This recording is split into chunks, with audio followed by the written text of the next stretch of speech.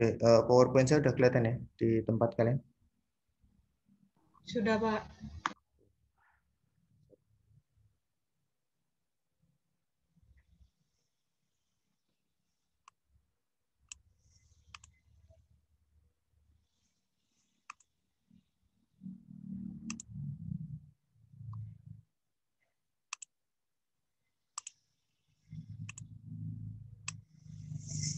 Oke, kali ini kita mau melihat materi yang kedua dari Financial and Controlling ya, dari FICO. Materi yang kedua ini manajemen accounting. Ini juga kalian di akuntansi sudah dapat mata kuliahnya ya, akuntansi manajemen. Nah, manajemen accounting atau akuntansi manajemen itu kalau di SAP itu disebut dengan controlling. Karena memang nanti kalau dilihat fitur-fiturnya itu fungsinya adalah untuk mengendalikan seluruh elemen, baik elemen biaya ya, maupun elemen-elemen lainnya yang ada dalam perusahaan. Oke, ini halaman 530, ini review dari yang kemarin. Ini sudah saya bahas sebenarnya di materi yang lalu ya, di awal. Bahwa kalau kita bicara tentang financial accounting dan manajemen accounting itu dua hal yang sebenarnya memiliki perbedaan sudut pandang. Di mana kalau financial accounting itu berarti pertanggungjawaban untuk pihak eksternal kan gitu ya. Dari sisi eksternal, maka biasanya pihak yang terkait dengan financial accounting itu misalnya supplier, customer, kemudian stakeholder, bank, pemerintah, dan lain sebagainya. Nah, sementara yang akan kita bahas kali ini, manajemen accounting ini berkaitan dengan pihak-pihak internal perusahaan. Maka kemarin di pertemuan sebelumnya, kita sudah berdiskusi bahwa manajemen accounting itu digunakan untuk melakukan evaluasi kinerja, kan gitu ya. Nah, maka pihak-pihak yang nanti berkepentingan atau terkait dengan manajemen accounting itu berarti pihak internal perusahaan. Misalnya ada controller, kemudian ada manajer, kemudian ada kepala departemen atau kepala divisi dan lain sebagainya. Nah, maka agar memahami materi kali ini bisa lebih mudah, maka nanti silahkan kalian membayangkan menjadi seorang manajer atau menjadi seorang kepala divisi atau kepala departemen, sehingga nanti dalam memahami materi yang sekarang ini kita bahas, teman-teman dapat membayangkan sebenarnya aktivitas dari akuntansi manajemen kalau di perusahaan itu seperti apa.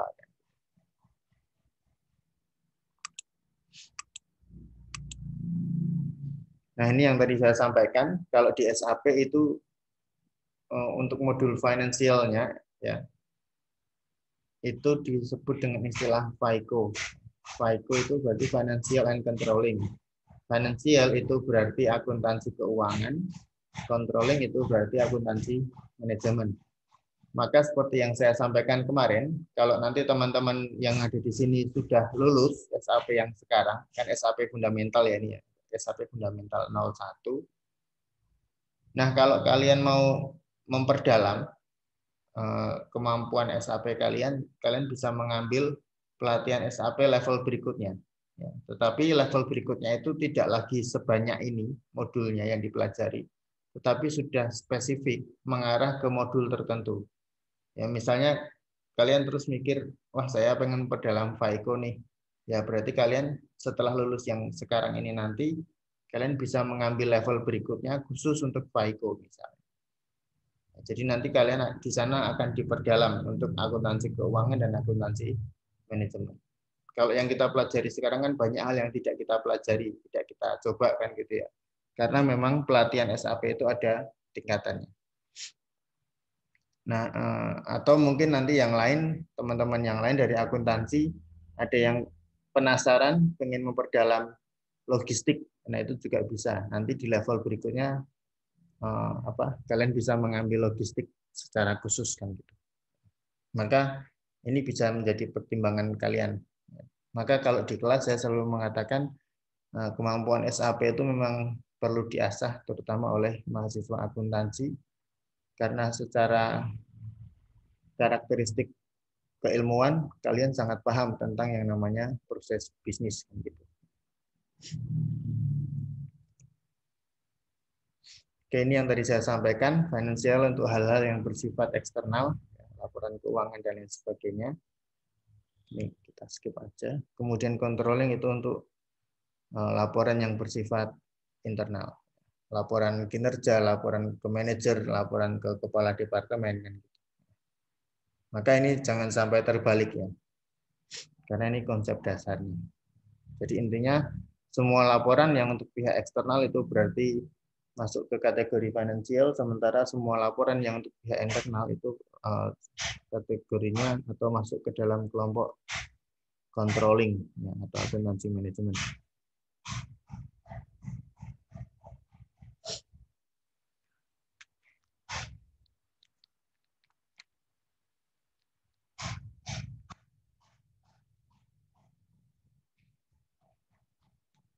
Nah, kemudian ini di halaman 529 ini yang saya tambahkan dari modul. Kalau kita bicara financial and controlling, maka kita bicara standard and flexibility. Jadi dari dua hal ini, financial dan controlling, punya karakteristiknya masing-masing. Karakteristiknya akuntansi keuangan itu adalah karakteristik standar. Artinya, kalau perusahaan bikin laporan keuangan kan nggak bisa sesukanya sendiri kan gitu ya, harus ada standar yang diikuti. Maka di sini yang saya tuliskan seperti di halaman 529 itu, akuntansi keuangan atau FI itu dibuat berdasarkan standar-standar tertentu. Bisa standar US GAAP, bisa IFRS dan lain sebagainya. Tergantung standar mana yang dipakai kan gitu ya. Bahkan kita pun punya standar akuntansi keuangan kan gitu ya. Standar akuntansi keuangan dibuat agar laporan-laporan keuangan perusahaan itu menjadi akuntabel kan gitu. Akuntabel dan reliable. Bahkan sekarang standar akuntansi keuangan kita itu ada standar akuntansi khusus untuk entitas mikro kecil dan menengah. Nah, kenapa ada SAK itu? Karena harapannya entitas mikro kecil dan menengah pun dalam membuat laporan keuangan juga harus akuntabel dan reliable, maka dibuatlah standar agar bisa formatnya sama semua gitu ya, dan pertanggungjawabannya bisa semakin jelas. Itu poin penting dari financial. Maka kalau kalian mempelajari audit ya, di laporan auditor itu kan ada ya bahwa ada pernyataan atau ada paragraf yang menyatakan bahwa laporan keuangan yang diaudit ini telah dibuat sesuai dengan standar apa kan gitu ya.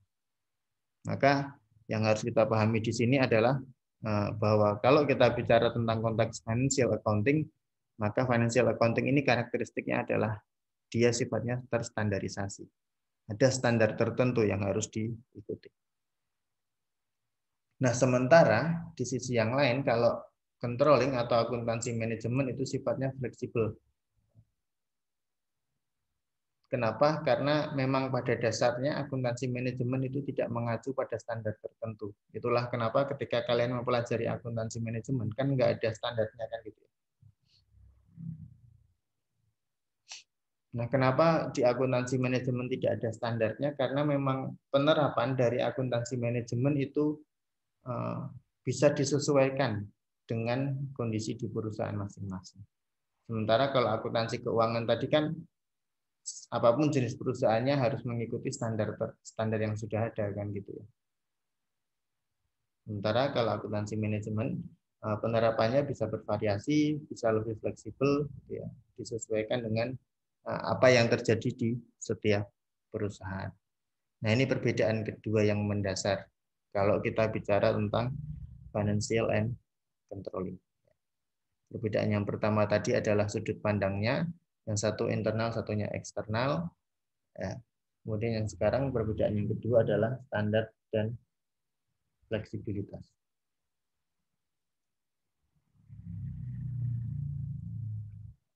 Oke, kemudian ini definisi saya kira sama seperti yang kalian pelajari di kelas. Management accounting is the process of identification, measurement, accumulation, analysis, preparation, interpretation, and communication of information used by management to plan, evaluate, and control within an entity and to assure appropriate use of and accountability for its resources. Jadi intinya kalau kita bicara tentang akuntansi manajemen itu berkaitan dengan proses-proses yang dilakukan oleh perusahaan, ya, terutama oleh manajemen ya, sebagai representasi perusahaan untuk merencanakan, mengevaluasi dan mengendalikan penggunaan sumber daya yang dimiliki. Maka kita sepakat juga bahwa sebenarnya dari definisi ini kan sudah terlihat ya bahwa arahnya dari manajemen accounting itu sebenarnya terkait dengan performance measurement atau penilaian kinerja. Kenapa? Karena ketika kita akan menilai kinerja maka sebenarnya kita bicara tentang beberapa hal ini.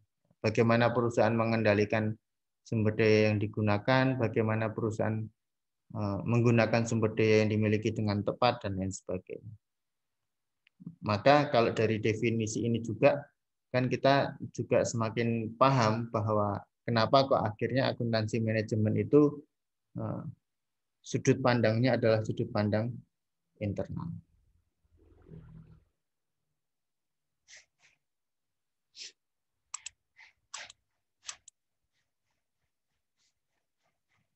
Nah, kemudian ini di halaman 530 bagian bawah. Kalau dalam SAP, ketika kita bicara tentang akuntansi manajemen, maka kita bicara tentang dua hal, yaitu CO dan EC. Ini yang ada di bagian bawah itu, Components of Management Accounting. CO itu controlling. Controlling itu pilarnya. Kalau kalian lihat halaman berikutnya. Kemudian EC itu diilustrasikan sebagai atapnya. Jadi EC ini ditopang oleh controlling ini. Nah, controlling itu komponennya ada apa saja? Controlling itu komponennya adalah overhead cost controlling ya, COOM, kemudian product cost controlling atau COPC, kemudian profitability analysis atau COPA. Sementara kalau enterprise controlling itu komponennya ada 3, yaitu profit center, consolidation, dan enterprise planning. Nah, jadi secara konseptual dalam SAP, akuntansi manajemen itu dibagi menjadi 2 komponen besar. Controlling itu sendiri yang dilambangkan sebagai pilarnya, kemudian enterprise controlling yang dilambangkan sebagai atapnya.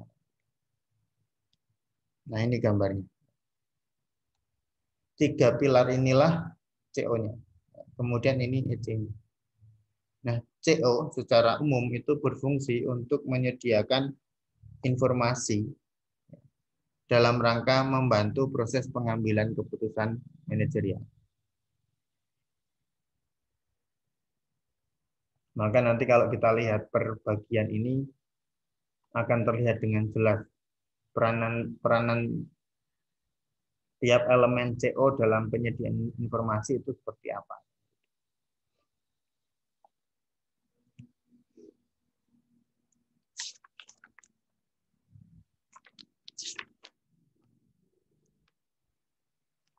Oke, kemudian seperti halnya bagian financial kemarin kan kita juga belajar bahwa dalam konteks financial accounting itu ada elemen organisasionalnya. Nah, sekarang di controlling itu juga ada elemen organisasionalnya. Ini di halaman 533.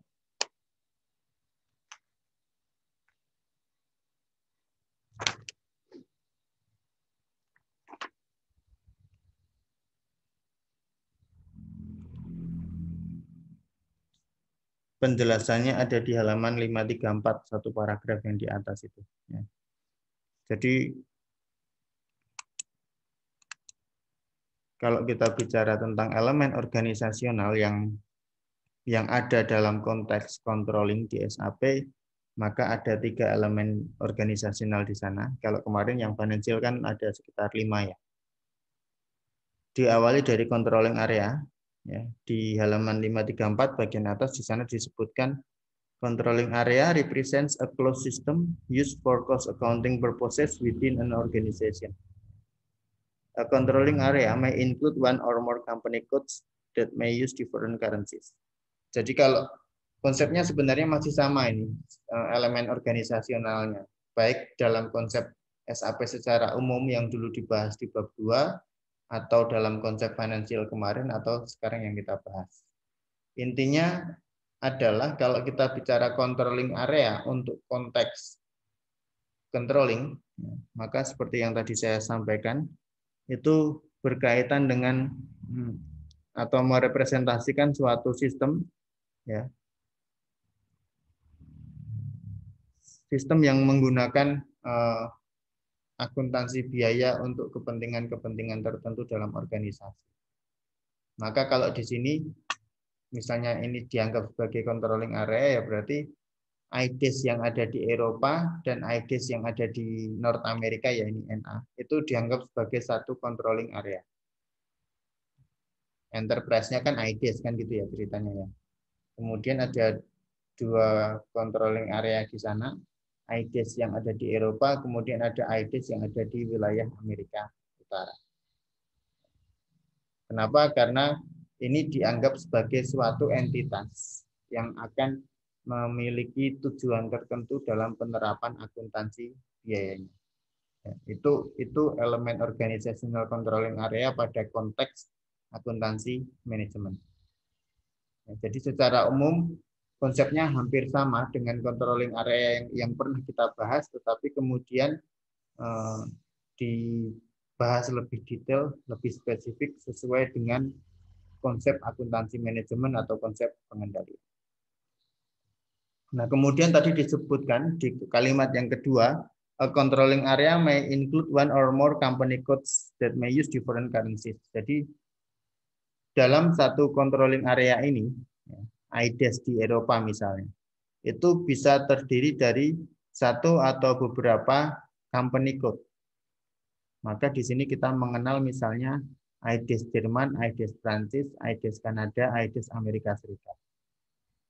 Di sana disebutkan satu atau lebih company code yang tergabung dalam satu controlling area itu bisa menggunakan mata uang yang berbeda. Ya kalau kita bicara negara-negara Eropa sih karena kebetulan mereka punya mata uang yang sama kecuali Italia dan Inggris ya.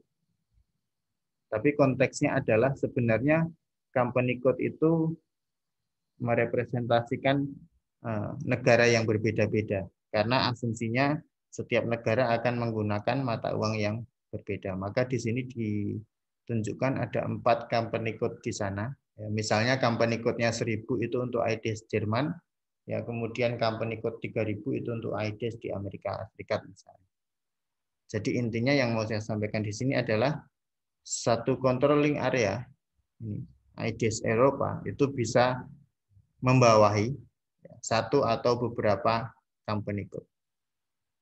Kalau kita bicara konteks akuntansi manajemen, dan ini pembahasan ini mirip dengan pembahasan company code sebelum-sebelumnya. Nah, kemudian elemen organisasional pada konsep controlling itu ada satu lagi yaitu profit center.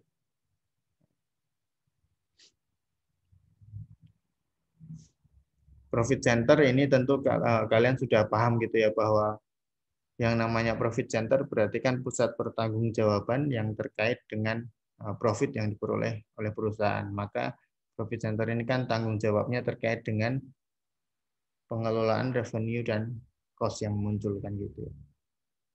Nah, maka profit center ini diperlakukan sebagai ada di setiap divisi biasanya. Maka kalau IDES itu punya 3 divisi, divisi teknologi, kemudian furniture dan wood and paper, ya berarti di setiap divisi ini ada profit centernya masing-masing. Dan profit center ini karena divisi ada di setiap company code, maka kita bisa mengatakan profit center itu ada di setiap company code. Nah, ini nanti yang akan kalian gunakan sebagai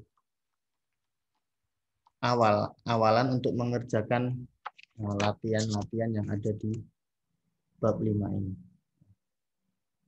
Misalnya nanti di latihan 5-4 ketika kalian bikin profit center, ketika kalian bikin cost center, kalian akan diminta company code berapa, kemudian profit center berapa. Misalnya seperti itu. Elemen organisasionalnya untuk konsep controlling memang tidak banyak.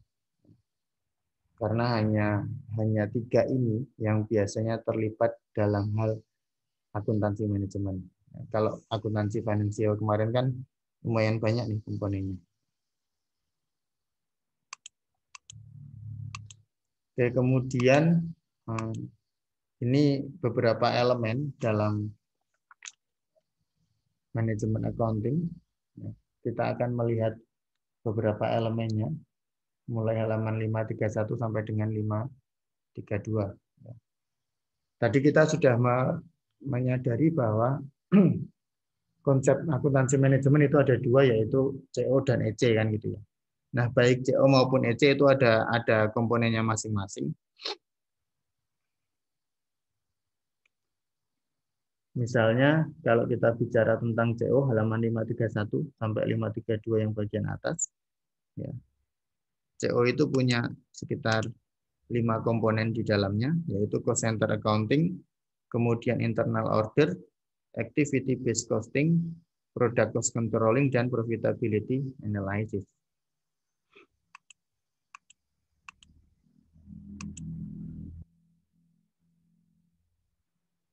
Nah, kita lihat satu persatu untuk cost center accounting, halaman 531 ya.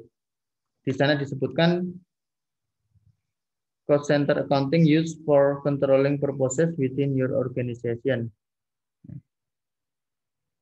It's useful for a source-related assignment of overhead costs to the location where they occur. Jadi, kalau kita bicara konsep akuntansi cost center, ya, pusat pertanggungjawaban biaya, ini sebenarnya digunakan untuk mengendalikan cost overhead yang muncul di perusahaan, kemudian juga digunakan untuk mengetahui cost overhead itu munculnya di departemen yang mana kan gitu.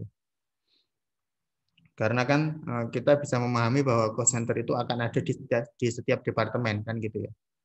Maka cost center inilah yang bertanggung jawab untuk mengelola semua cost yang muncul di perusahaan, termasuk juga untuk menunjukkan, untuk mengetahui cost yang muncul itu munculnya di departemen yang mana. Yaitu tugasnya cost center itu. Kemudian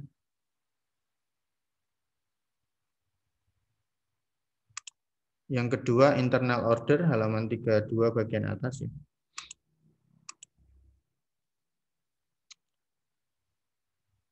Di sana disebutkan internal orders used to collect and control costs according to the job that incur the cost.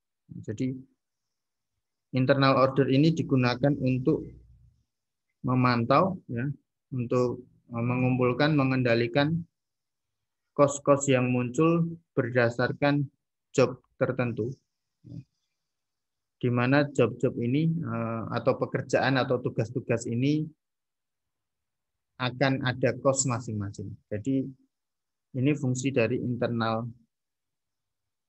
order ya, untuk memantau biaya yang muncul dari aktivitas atau dari tugas-tugas internal tertentu.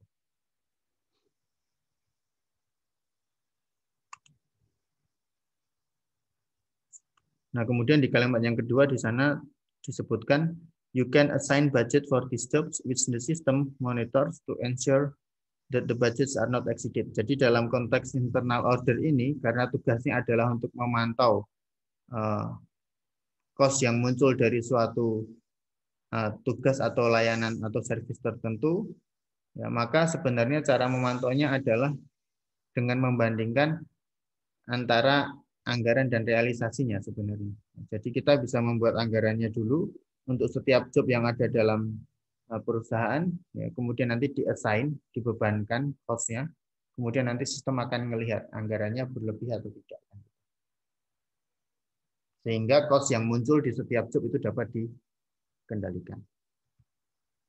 Nah, kemudian yang ketiga, ini yang sudah pernah kalian pelajari di kelas, ABC, Activity Based Costing. Dulu awal kemunculannya kalau kita ingat mata kuliah akuntansi manajemen, ABC ini kemudian menjadi suatu primadona dari konsep akuntansi manajemen, karena pada awalnya kemunculan ABC ini dianggap bisa menjadi solusi yang pas bagi perusahaan untuk memantau biaya-biaya yang muncul.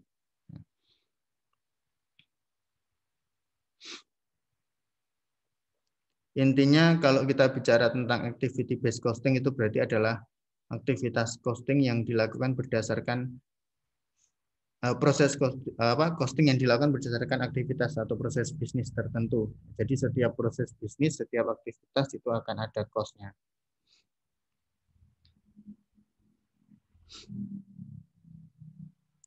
Nah, di modul disebutkan activity based costing analysis cross departmental business processes. The goals of the whole organization and the optimization of business flows are prioritized. Jadi ABC ini sebenarnya konteksnya adalah untuk memantau cost yang muncul dari suatu proses ya, yang melekat pada suatu proses atau aktivitas tertentu, di mana proses atau aktivitas tertentu itu sifatnya lintas departemen kan. Misalnya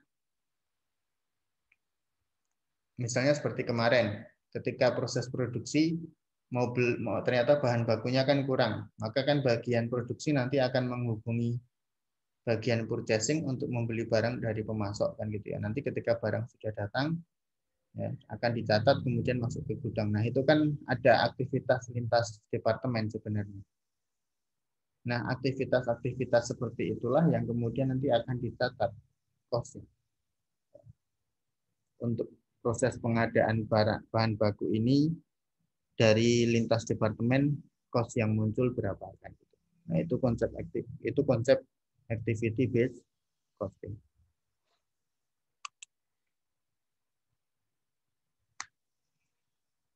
Nah, ini informasi tambahan, sebenarnya ABC itu digunakan untuk memantau biaya-biaya yang tidak efisien kan gitu ya.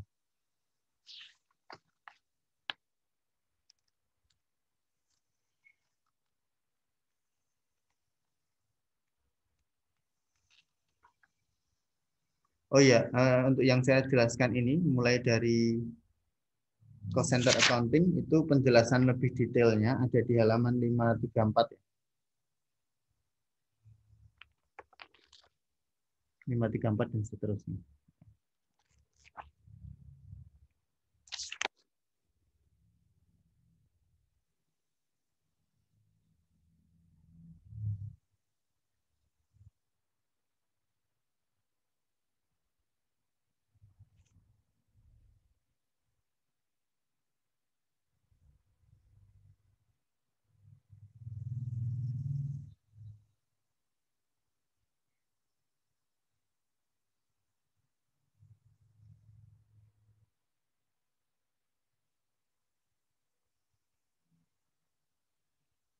Oke, kemudian komponen berikutnya dari CO, ya, dari 4 pilar, dari 3 pilar itu adalah product cost controlling.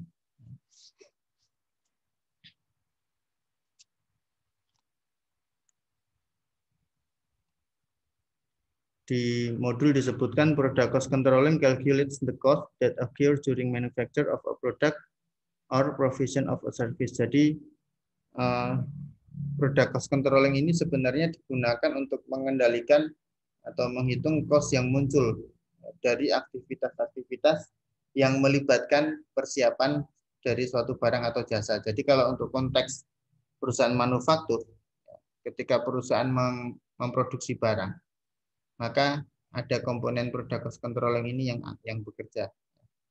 Karena nanti komponen inilah yang akan menentukan, akan menghitung berapa besarnya cost yang melekat, yang muncul pada saat barang itu diproduksi.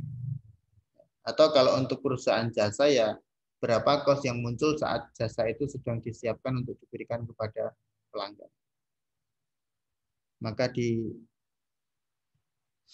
sana tadi sesuai definisinya, ya, cost yang muncul selama proses produksi, baik barang ataupun penyediaan jasa.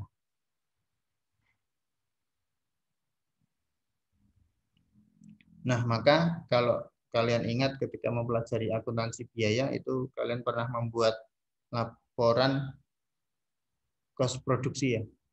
Nah, itu sebenarnya salah satu contohnya seperti itu.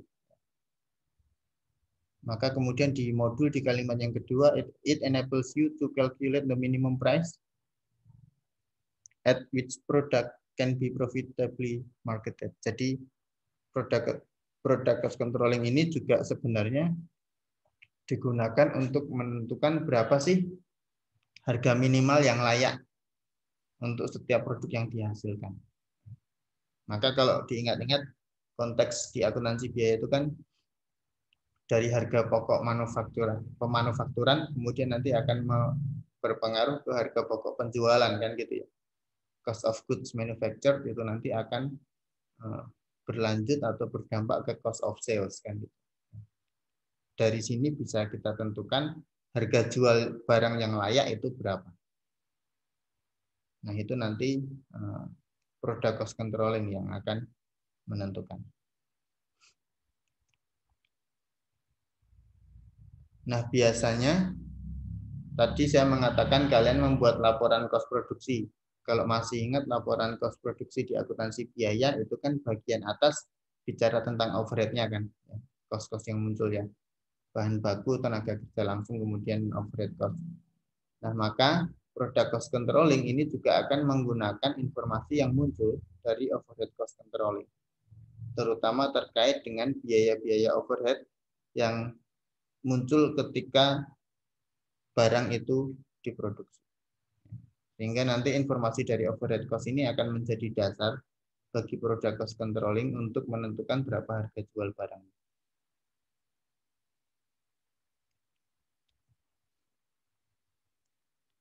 Nah, kemudian alurnya, ya, karena tadi di bagian halaman 532 di sana disebutkan bahwa product cost controlling ini juga kaitannya dengan harga jual yang bisa dikatakan profitable bagi perusahaan, maka output dari product cost controlling ini kan informasi ini sebenarnya. Ya, informasi yang dihasilkan oleh product cost controlling ini nanti akan digunakan untuk komponen yang berikutnya yaitu profitability analysis. Maka kita masuk ke komponen berikutnya. Ini. Profitability analysis seperti yang ada di modul di kalimat yang pertama. Di sana disebutkan profitability analysis analyzes the profit or loss of an organization by individual market segments. Jadi kalau komponen yang kelima ini ya, profitability analysis, dari namanya kita sudah paham bahwa ini adalah komponen untuk melakukan analisa profit or loss yang dimiliki oleh suatu unit organisasi. Nah, analisa profitabilitasnya ini berdasarkan segmen pasar tertentu. Maka kalau masih ingat juga di materi akuntansi biaya, kalau saya nggak salah ingat, kalian pernah melakukan profitability analysis segmental. Misalnya perusahaan punya 5 divisi, ya, setiap divisi punya kinerja masing-masing, ada yang laba, ada yang rugi, kemudian mana yang harus ditutup divisinya. Kan pernah ya seperti itu. Nah, itu contoh profitability analysis sebenarnya.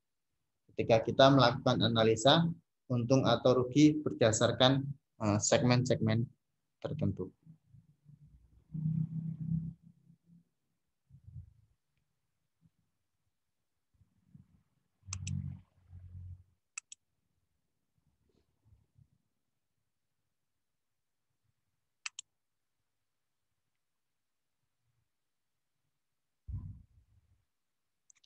Nah, apa sih pentingnya dari profitability analysis di halaman 32 kalimat yang ketiga di sana? Profitability analysis provides a basis for decision making. Jadi, kalau tadi informasi dari product cost controlling itu menjadi input bagi profitability analysis, nah maka sekarang profitability analysis itu nanti outputnya adalah informasi-informasi yang penting untuk pengambilan keputusan-keputusan manajerial. Misalnya di sana disebutkan, ya misalnya penentuan harga. Tadi kan di product cost controlling muncul tuh cost of manufacture-nya, ya kan? kemudian nanti di profitability analysis dari cost of goods manufacture itu ya, ditambahkan terkait dengan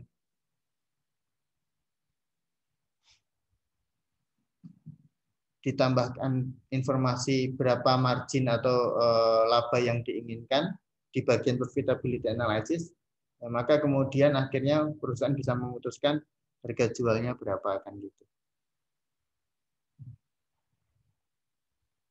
Jadi intinya output dari profitability analysis itu salah satunya bisa menyediakan informasi untuk menentukan akhirnya berapa harga jual yang bisa dibebankan, yang bisa dikenakan pada produk-produk tertentu. Tentu sudah dihitung dengan laba yang diinginkan berapa persen misalnya.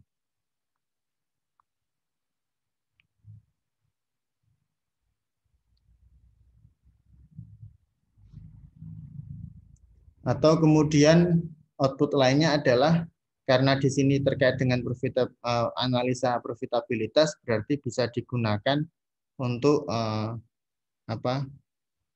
pengambilan keputusan terkait dengan customer selection.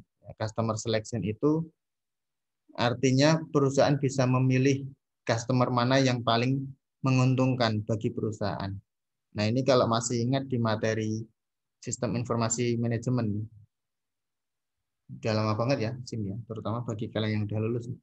Di materi sistem informasi manajemen pada konsep enterprise software, ya software yang kita pakai sekarang ini, SAP ini kan enterprise software. Di sana disebutkan dalam modul enterprise software itu salah satunya adalah CRM, Customer Relationship Management, dan di CRM ini perusahaan bisa menentukan konsumen mana yang menguntungkan buat dia. Jadi bayangannya gini, perusahaan itu kan pasti punya konsumen banyak nih, ya kan? Ketika perusahaan punya konsumen banyak, perusahaan sebenarnya bisa menganalisa dari sekian banyak pelanggan saya, mana sih yang paling profitable buat perusahaan saya? Itu bisa dilakukan ya, menggunakan software ini. Maka itu yang dimaksud dengan menentukan customer selection atau sasaran pembeli. Nah, kenapa itu menjadi penting untuk dilakukan? Kenapa sih perusahaan harus tahu customer mana yang menguntungkan buat dia? Karena nanti akan berdampak pada langkah berikutnya apa yang akan dilakukan perusahaan. Misalnya, kalau perusahaan sudah tahu customer mana saja yang profitable buat dia, maka dia bisa secara intens mengirimkan promosi-promosi tertentu. Mengirimkan penawaran-penawaran yang menarik bagi customer tersebut. Harapannya kalau customer yang menguntungkan buat perusahaan itu kan akan semakin loyal sebenarnya. Ya, sehingga ketika perusahaan semakin banyak mengirimkan promosi ke customer yang menguntungkan ini, ya, maka harapannya revenue-nya juga bisa menjadi semakin tinggi. Kan gitu. Jadi intinya dalam analisis profitabilitas kita bisa menentukan ya, sasaran customer kita itu mau yang mana. Kemudian juga pengambilan keputusan terkait dengan distribution channel. Ya, misalnya, kalau masih ingat di konsep logistik kemarin ya, penjualan kan ada distribution channel tuh. Dalam satu perusahaan, distribution channelnya kan bisa banyak, ya kan? Nah, maka distribution channel mana yang akan dipilih oleh perusahaan untuk proses bisnis penjualan itu juga bisa ditentukan dari sini. Artinya kalau perusahaan punya banyak distribution channel bisa dilihat yang paling menguntungkan itu jalur distribusi yang mana. Sehingga nanti perusahaan bisa jadi akan memutuskan, oh berarti saya akan menggunakan jalur distribusi yang ada di IDS Jerman untuk kota Hamburg misalnya. Karena dianggap yang paling menguntungkan. Jadi intinya profitability analysis ini adalah analisa untung rugi dari berbagai macam konsep yang bisa dijadikan pengambilan keputusan oleh manajemen.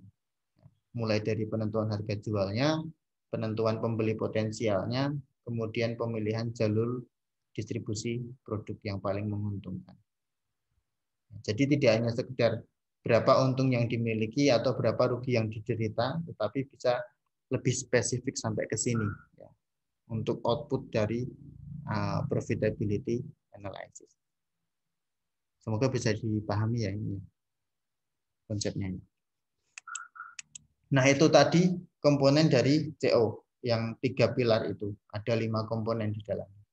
Nah, sekarang kita akan lihat komponen berikutnya dari EC, atapnya. EC itu ada beberapa komponen di dalamnya.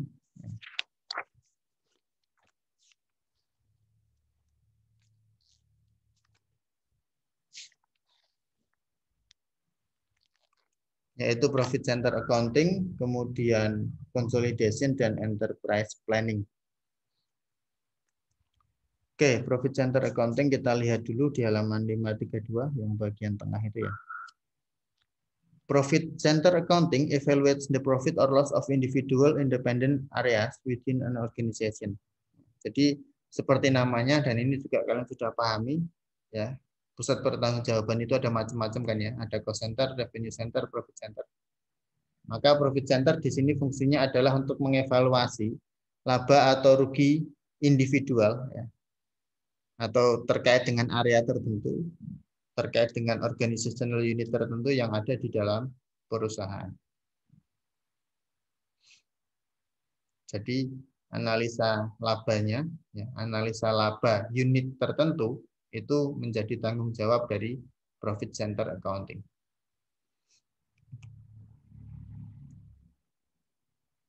Termasuk yang dilihat adalah apakah barang yang dihasilkan perusahaan itu memang laku untuk dijual, terutama kalau perusahaan punya beberapa jenis barang yang bisa dibeli oleh konsumen.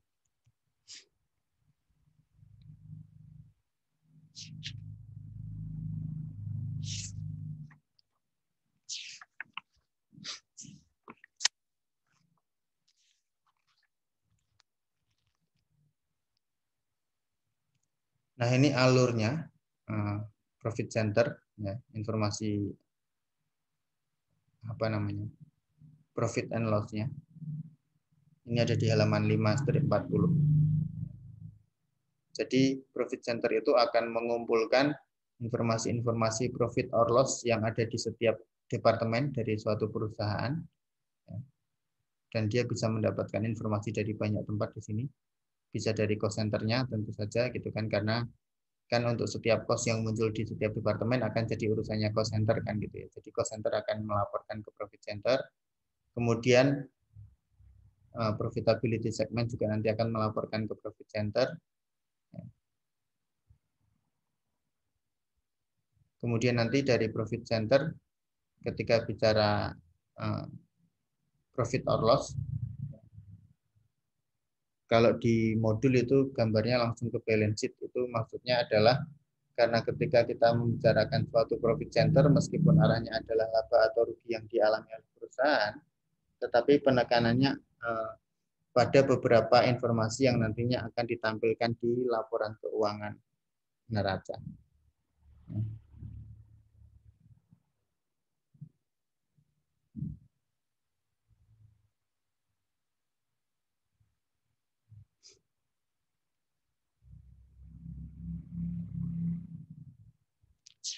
Termasuk ketika nanti perusahaan akan menentukan atau mendapatkan informasi mengenai, kalau yang terkait dengan laporan laba rugi kan nanti laba atau rugi itu akan masuk ke neraca sebagai bagian dari retained earning ya. Maka itu muaranya ke balance sheet.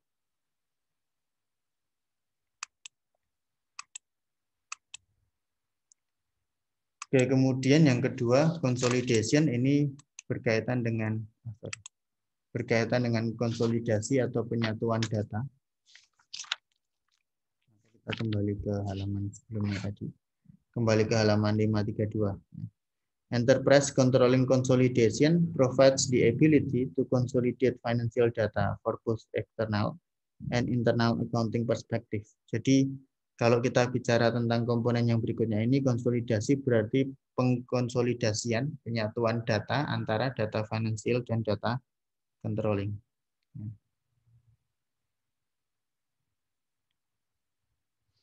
Jadi nanti seluruh informasi yang muncul ya, baik dari sisi eksternal, ya, informasi keuangan atau data keuangan yang muncul baik dari sisi eksternal maupun dari sisi internal akan dikonsolidasikan menggunakan komponen EC ini, menggunakan komponen consolidation ini.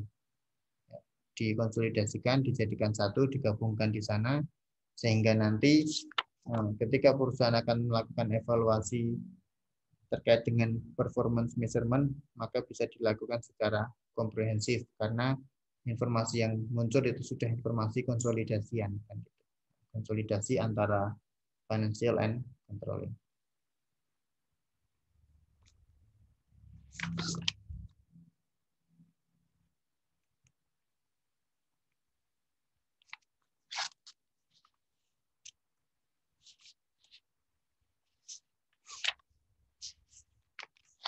Nah, maka kalau kita bicara tentang manajemen accounting secara umum, maka skema integrasinya seperti ini.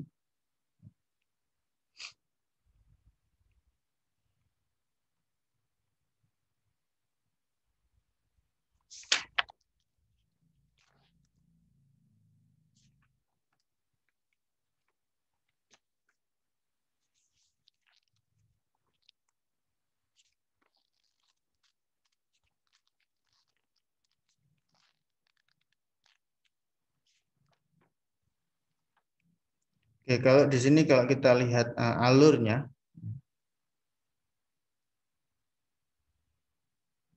maka kita bisa melihat bahwa dari setiap elemen yang ada pada manajemen accounting itu nanti akan saling terkait satu sama lain. Apalagi kan kita bicara tentang konteks enterprise application, di mana enterprise application ini kan integrasi antar komponen sebenarnya dalam software itu. Maka di sini kita bisa melihat bahwa setiap komponen dalam manajemen accounting yang tadi sudah kita bahas itu juga terintegrasi satu sama lain. Contoh misalnya di sini kita melihat jenis cost yang muncul itu apa, kan gitu ya, di bagian ini.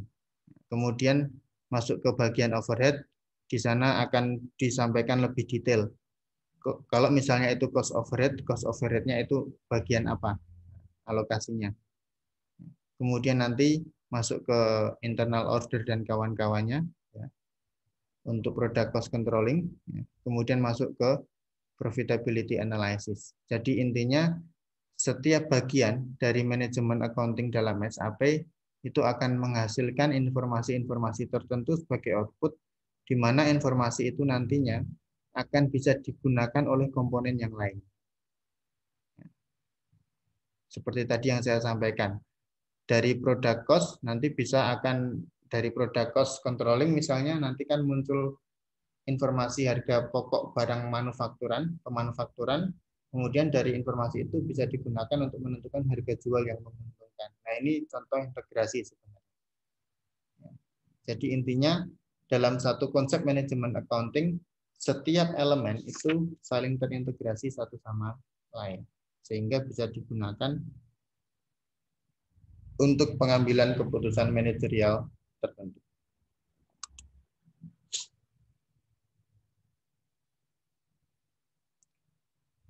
Nah, atau secara lebih detail bisa seperti ini logikanya. Misalnya tadi, yang di paling bawah ini kan cost element ya. Cost element itu digunakan untuk melihat sebenarnya cost apa kan gitu kan yang muncul. Maka pertanyaan yang muncul di sini adalah what cost? Cost apa sih yang muncul di sini? Setelah diidentifikasi, oh ternyata yang muncul adalah cost overhead. Maka masuk ke sini, ya masuk ke atas kan gini panahnya. Kalau masuk ke sini, pertanyaannya adalah cost overhead itu tadi munculnya di departemen yang mana? Ya, itu masuk bagian dari overhead cost controlling. Ya, tadi yang sudah kita bahas.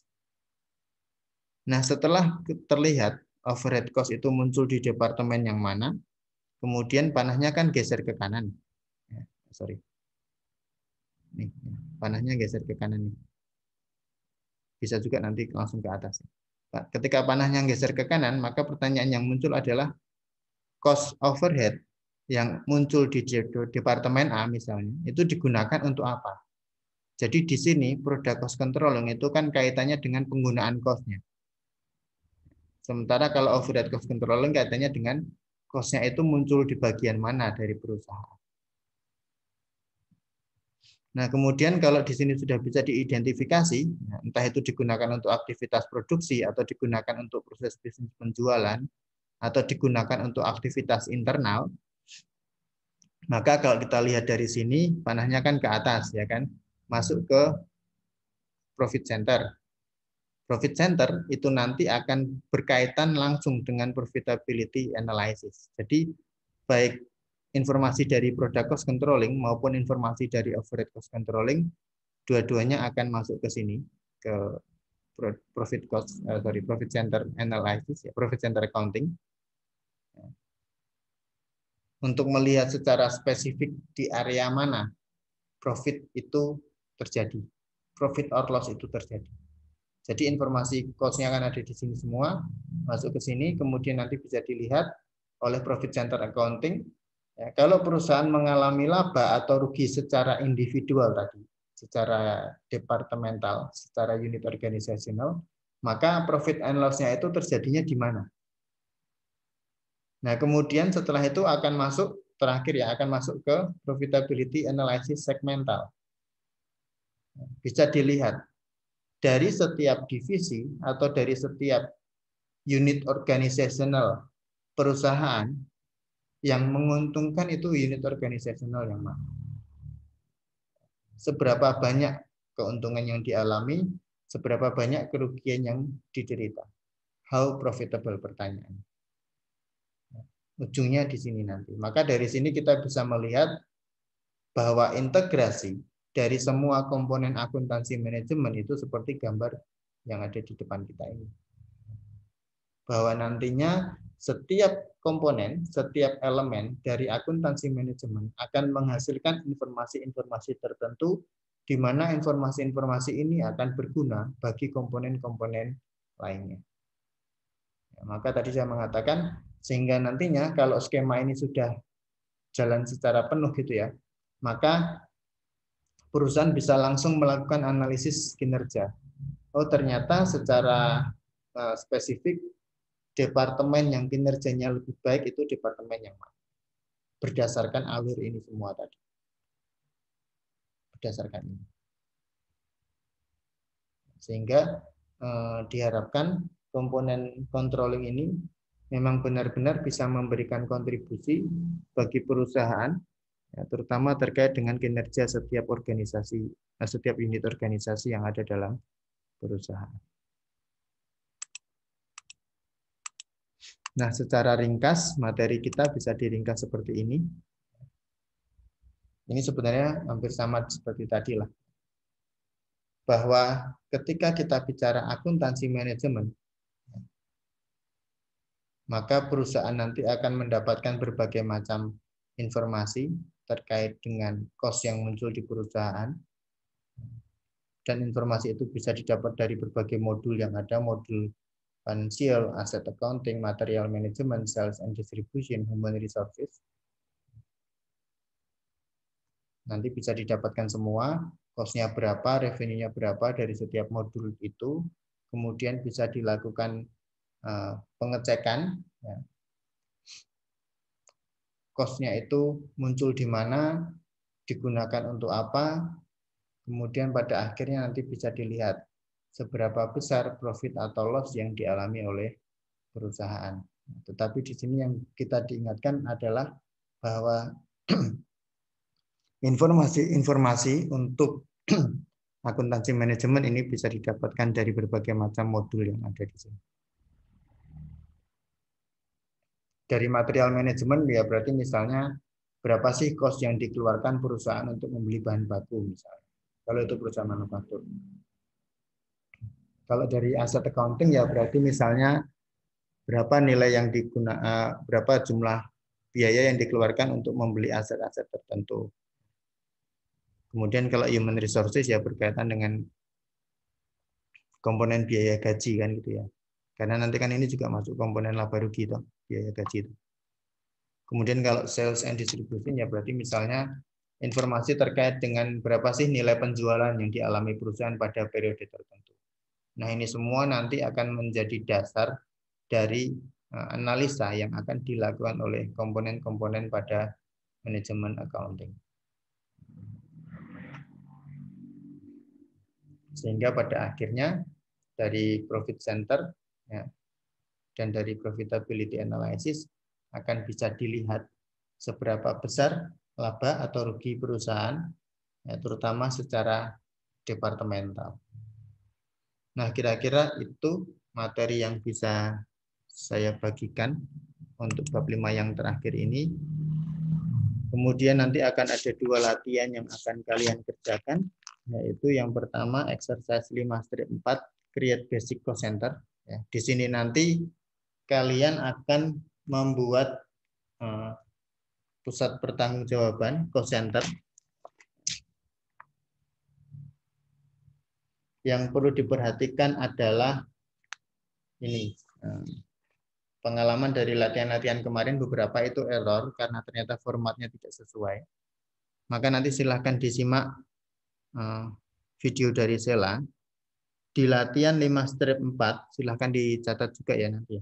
Yang perlu untuk diganti informasinya adalah penamaan cost centernya.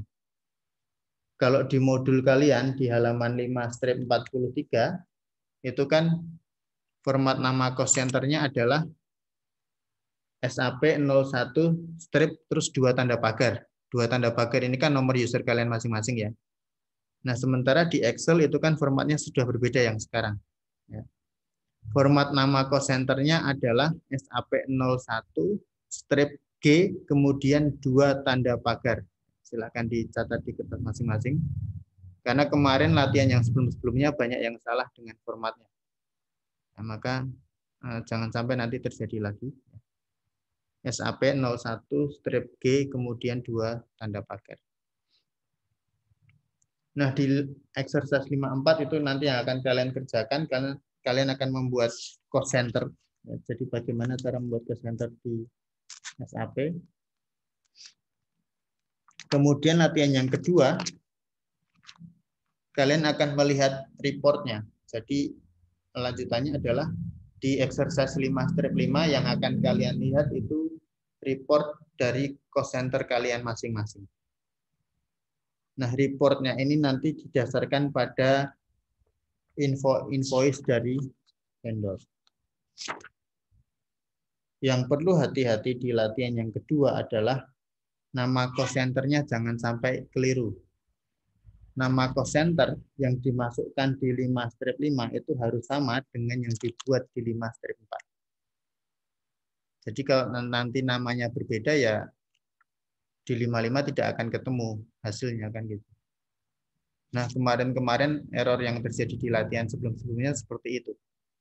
Ya, format kode bahan bakunya berbeda di 33, kemudian di 41 masukinnya beda lagi, ya nggak ketemu kan gitu.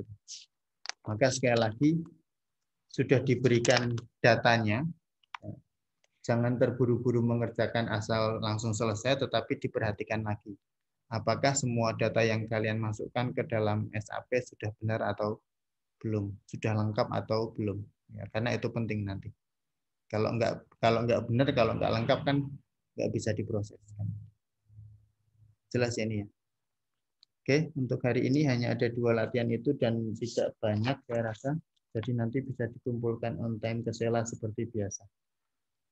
Jangan lupa di latihan yang 55 juga ada beberapa hal yang harus kalian catat nanti ya. Terutama terkait dengan cost elemennya. Maka nanti silahkan di screenshot ya, semua hal yang kalian dapatkan dari yang kalian kerjakan, kemudian dikirimkan ke Sela seperti biasa. Gitu untuk hari ini. Jelas ya. Jadi target hari ini menyelesaikan 54 dan 55. Ada pertanyaan dulu? Bisa dipahami ya? Oke, nanti rekaman videonya yang kemarin juga belum saya share, nanti akan saya share semua, sehingga nanti bisa jadi pembelajaran kalian menjelang latihan ujian.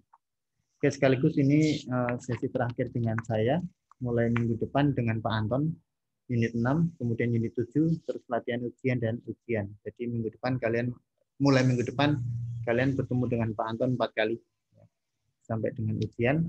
Maka silakan disiapkan dengan baik. saya berharap semuanya bisa lulus dengan baik. Oke, mungkin itu yang bisa saya sampaikan.